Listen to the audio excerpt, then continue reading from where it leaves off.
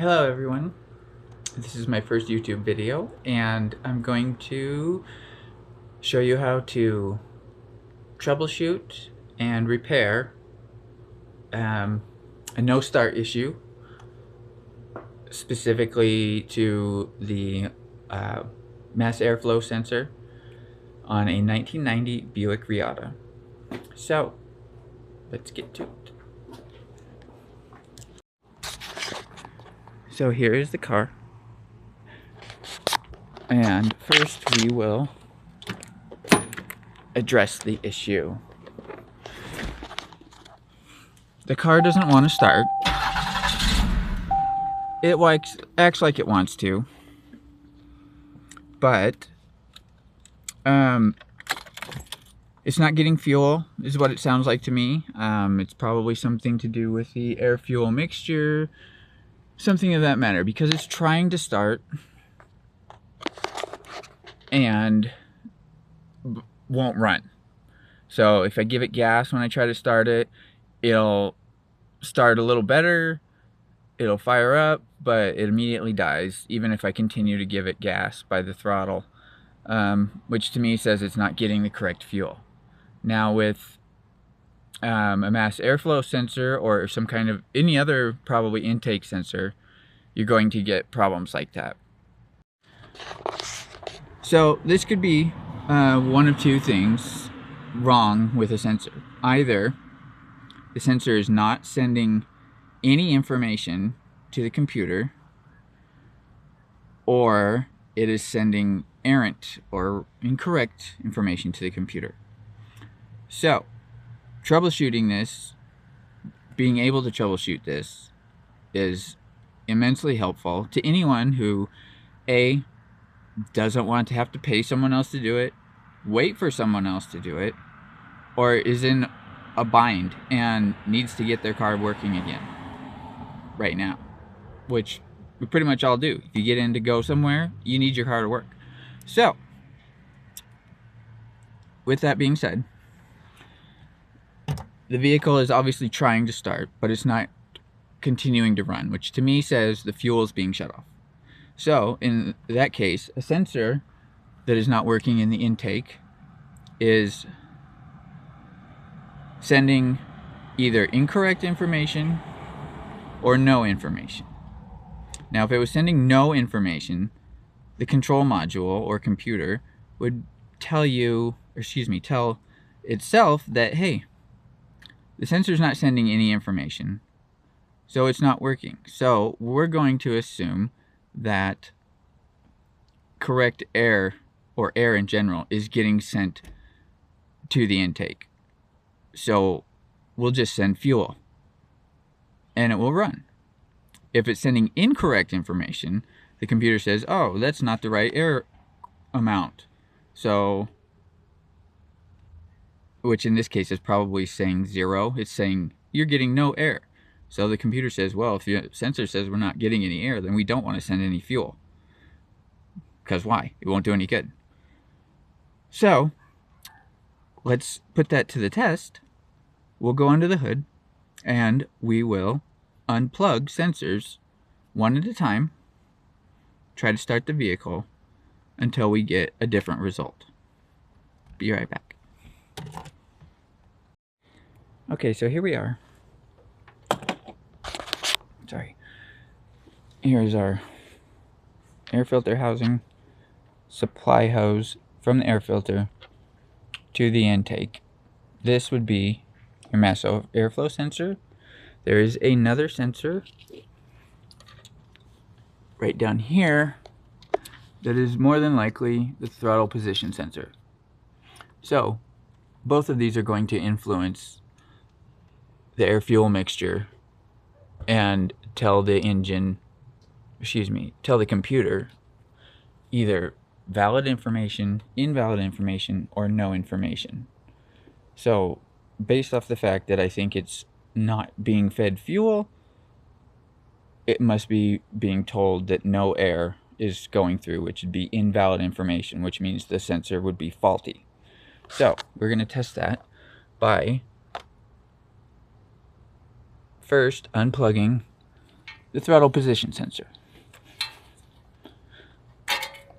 So now we will go try to start it again.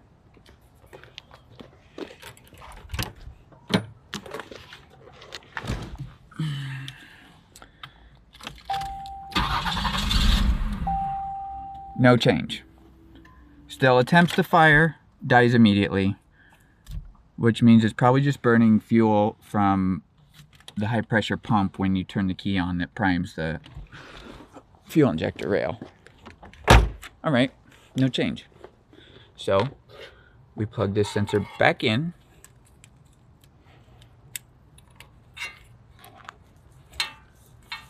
Now, let us remove the mass airflow sensor.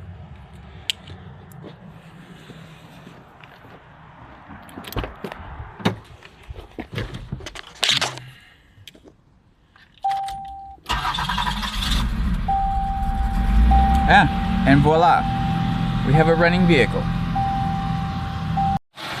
Okay, vehicle still running, sensor unplugged.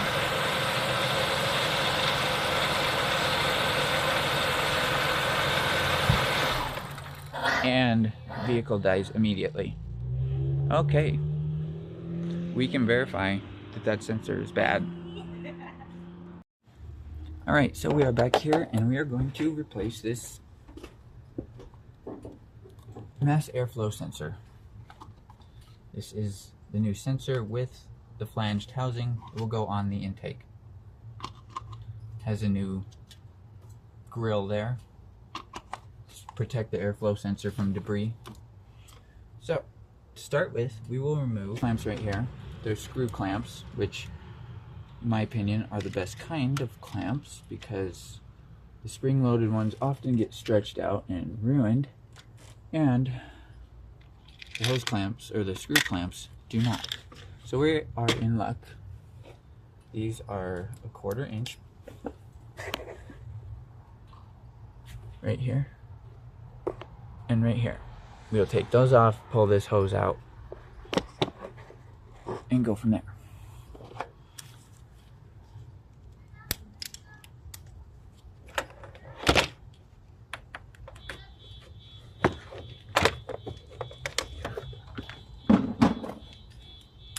So I like to use a magnetic little bit holder here to swap my bits in and out. So loosen this guy. Loosen this guy. Oh, and before I forget, when you're doing stuff like this, you should always remove the battery from the system. You don't have to take it out of the vehicle, but disconnect it to avoid any potential electrical damage or injury to yourself. So I'm going to unplug the mass airflow sensor, and then you can see down here we've got screw,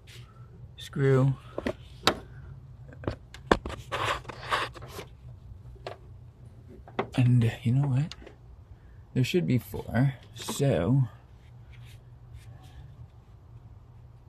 yeah, there should be. Oh, sorry, helps if I hold it the right way. 2 more that are just really hard for me to see. Okay. And probably right down there. See it?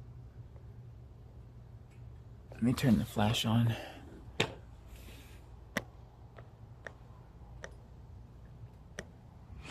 Okay.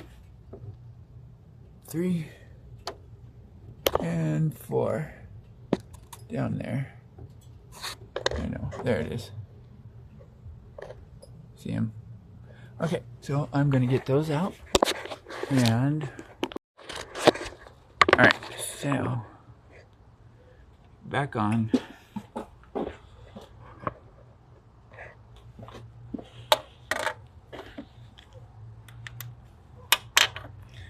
I also really like this little head here, the bit holder. Pop that guy up there and it gives you a lot more access.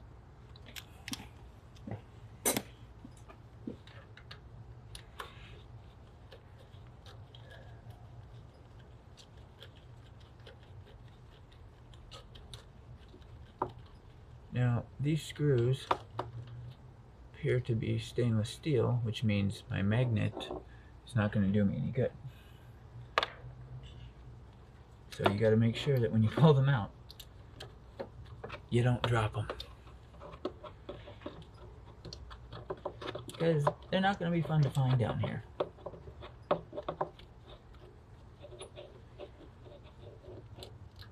And these are not super tight, which is probably not a big deal.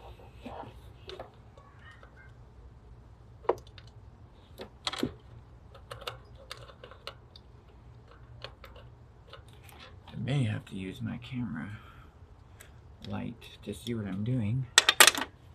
Although I probably have a flashlight somewhere. So I'll be back. And we're back. Okay, so I got myself a flashlight. Now I can see this screw. There we go. It's pretty tight little spot. But the screwdriver fits right in there. Sorry, just blinded you with the light.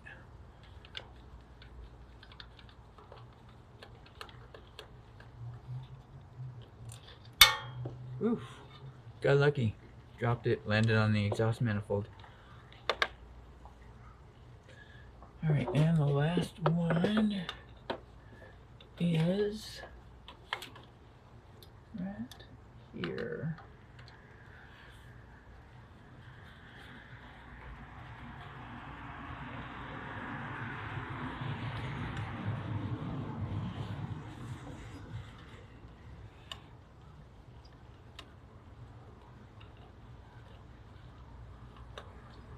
Come on, screw.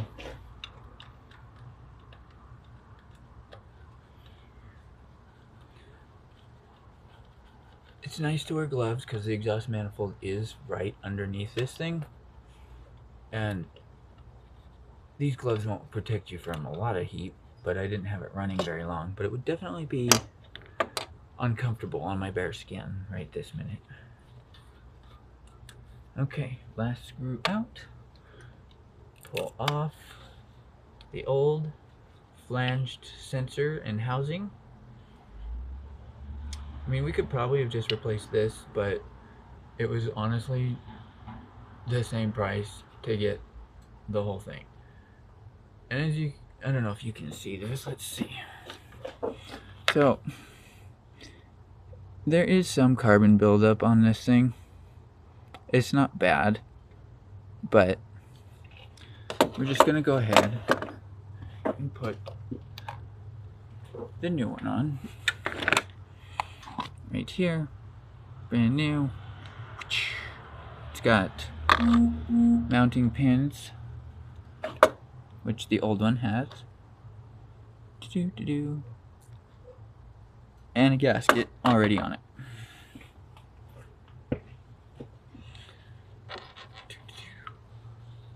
So, the dowels go in the two holes.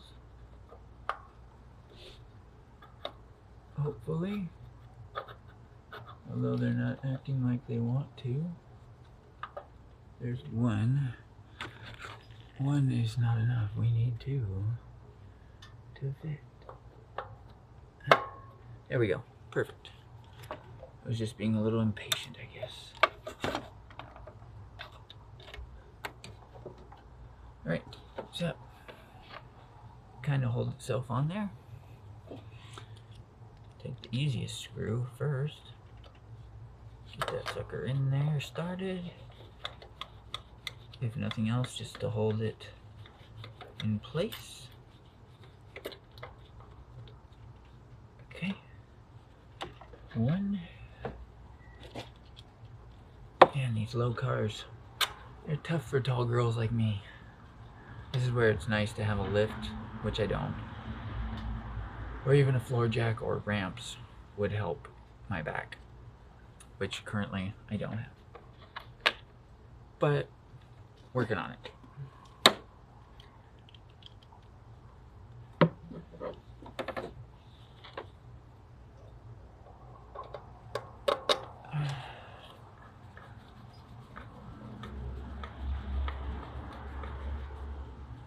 Okay, one more.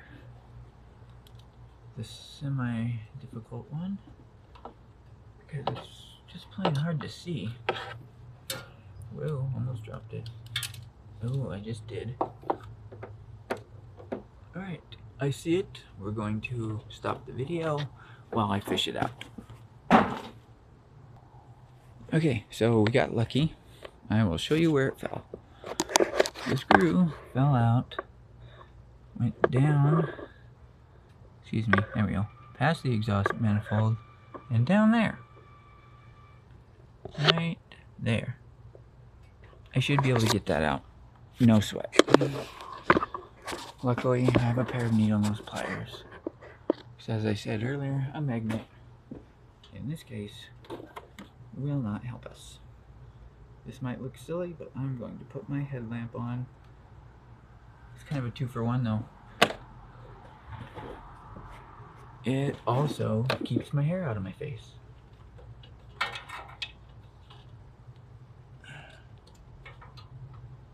Fantastic. Okay, got it. Alright, screwdriver. Alright, give me this little bugger. So what I need to do is get a better location on it before I try. There it is. Okay. I found where it goes. It's still being kind of a butthole, but it'll go.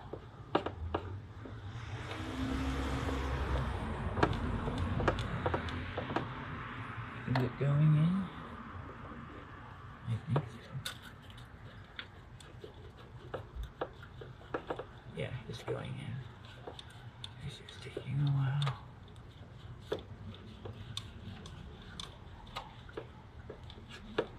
Alright. Now we're getting somewhere.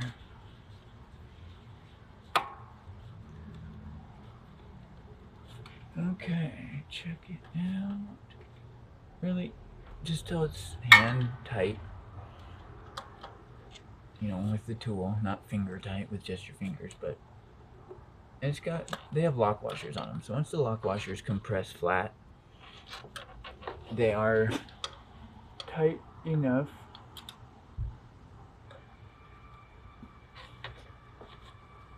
Okay, that is on. Now,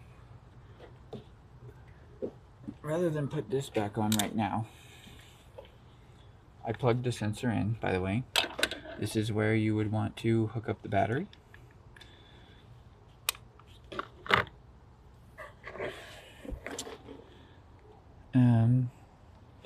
Just needed this. Okay, now we're going to start the vehicle. With any luck, we will essentially be done.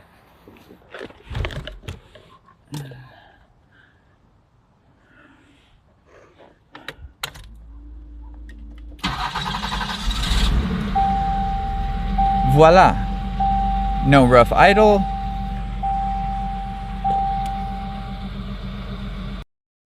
The vehicle is running. No rough idle. Easy start.